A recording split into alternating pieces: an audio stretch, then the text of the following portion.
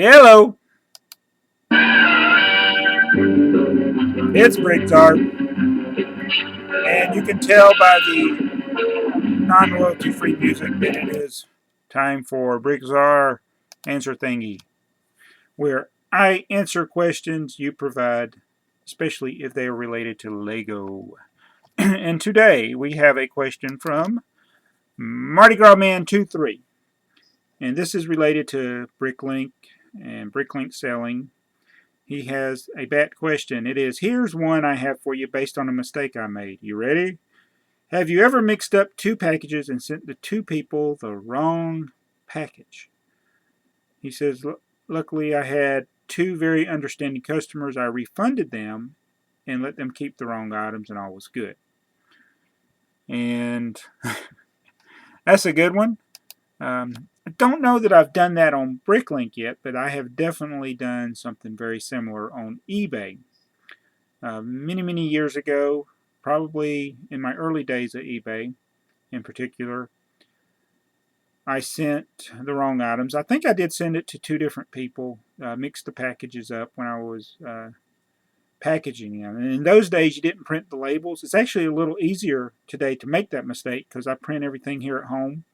And if I put the wrong label on there, on the wrong package, yeah, it would go to the wrong person. So I usually write on the package who it goes to. But back then, I would actually handwrite the addresses on the package. So I'd already packaged it up. It was some pirate Lego stuff, if I remember correctly. And I didn't know that I sent, obviously, the wrong item until the guy got it. He said, hey, I got this. This is not what I ordered. And then I realized, oh no, that means I sent the wrong item to the other person. So contacted him, and I had him actually mail that item to the correct person.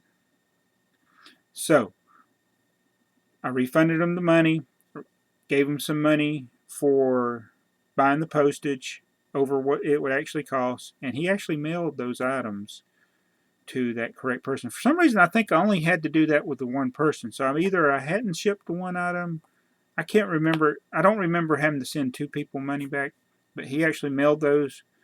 Uh, you know what? It may have been he had purchased multiple items, and I actually sent him all the items instead of sending the one to the correct person. I think that's what happened. I put everything in one box, and then I didn't have the item to send to the other person. So anyway, I contacted both of the buyers, got everything worked out. Both of them got a refund of some kind, and everybody actually ended up getting the items that they had ordered.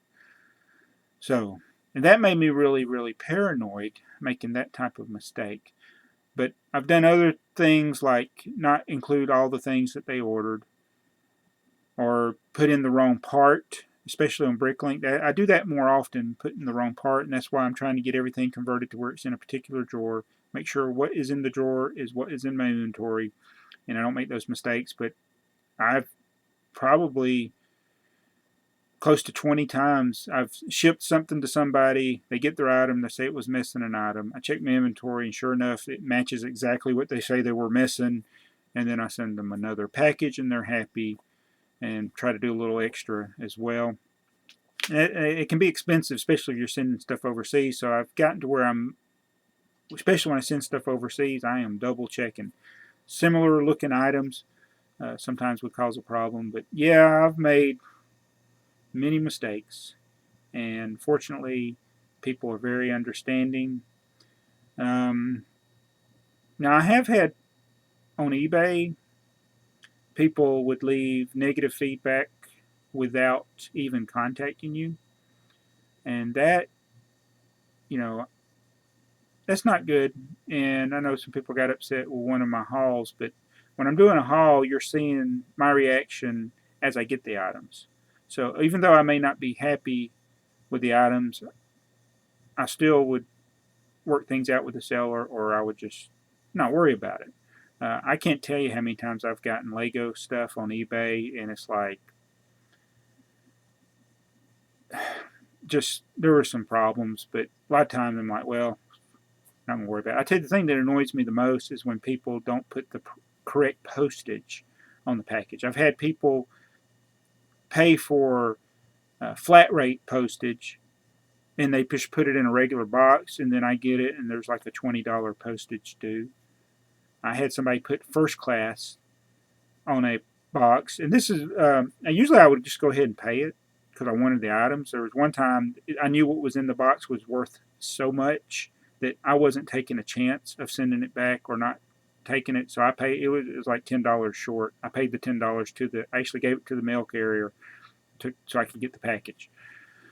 And I'm glad I did. And that jerk never even sent me the money that he owed me. But I had a one time somebody.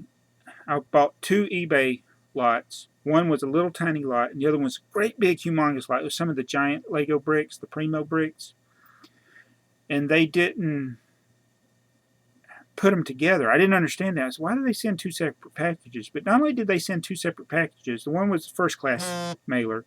They put the same postage on the big package as they did the little package. So they paid for their first class postage.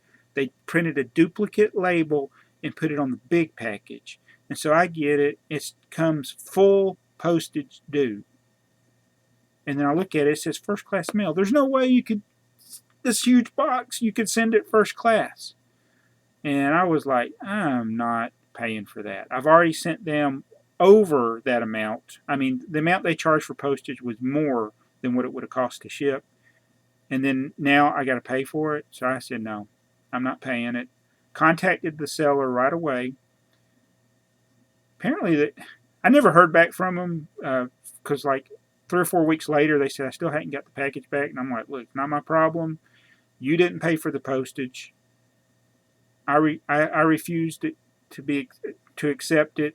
You got the record. You can go online, look at the tracking. It shows that it was refused, and I don't know whatever became of that. I never ended up getting the items. I got my refund, and so that I wasn't going to pay the postage due.